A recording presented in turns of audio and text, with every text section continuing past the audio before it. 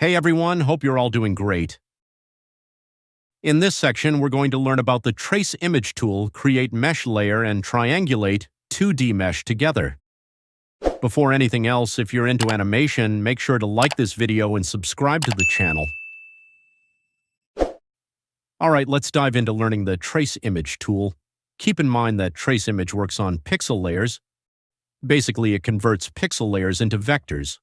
Alright, I'll apply Trace Image to this pixel image to test it out. You can adjust its settings based on the type of image, for example, the point density, color palette, and number of colors. And by clicking OK, you'll see that a vector has been created from this image. If we zoom in a bit, you'll notice the points that represent the vector layer have been created. Now you can easily make any changes to this image. Now let's test this tool on an image with lots of details and see if it still works well. Make sure to always be on frame 0 when working with this tool. Alright, I'll apply Trace Image again. Since black and white isn't useful, I'll choose the color option and adjust the settings a bit.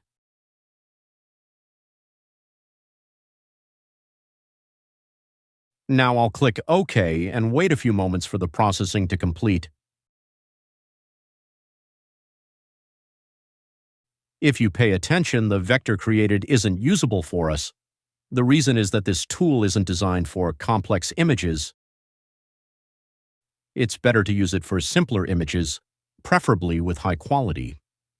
The next menus are Create Mesh Layer and Triangulate 2D Mesh, which we need to learn. With these tools, we can animate pixel images just like vectors, and they have many uses. Let's go ahead and test them out. Now we're going to close an open mouth that's in a pixel image. First, I'll do this with Triangulate 2D Mesh. The reason is that this method is for creating a mesh manually. When your image has a background, using this tool is better than Create Mesh Layer. First, I'll create a vector layer and make sure I'm on frame 0 in the timeline. Now I'll choose a name for it. Keep in mind that you should remember the name for later. Now I'll draw a shape the size of my image over the entire image. Make sure it covers the whole image. But if you only want, for example, this man in the image to be the mesh, you should only use the Add Point tool to place points around him. Now I'll zoom in a bit and with a small distance around the mouth, use the Add Point tool to draw lines parallel to the mouth. Make sure that these lines don't connect to each other and form a closed shape. After drawing all the necessary lines in the vector layer, I'll now click on Triangulate 2D Mesh. After your image changes to this, double-click on your pixel image layer to open this menu.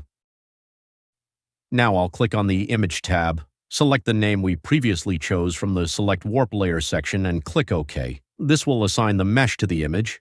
Now I'll go to frame 1. Keep in mind that this tool doesn't show changes on frame 0. Now I'll select the mesh layer again, and by using the Transform Point tool, I can animate any point of my image by changing its position. So, I want to close the character's mouth using this feature. Of course, you should make the changes with more precision, but here it's just for educational purposes. By using the shortcut keys, Ctrl+R, we can take a screenshot and better see the changes. You can do this with any other part of the body or anything else in the image as well. Alright, we don't need this anymore. The Create Mesh Layer option isn't effective on this image and works better for images without a background.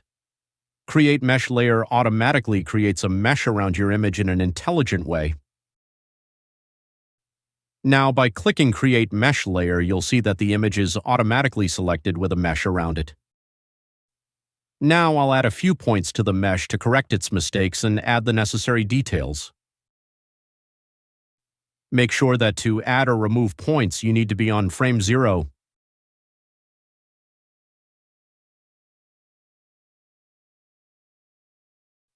After adding the necessary points, if I click on the image, I'll see that the mesh is automatically selected. Now I'll go to frame 1 and test it again.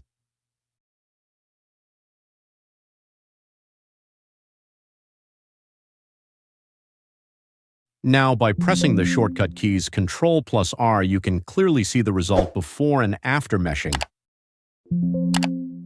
If the video was helpful, don't forget to like and subscribe.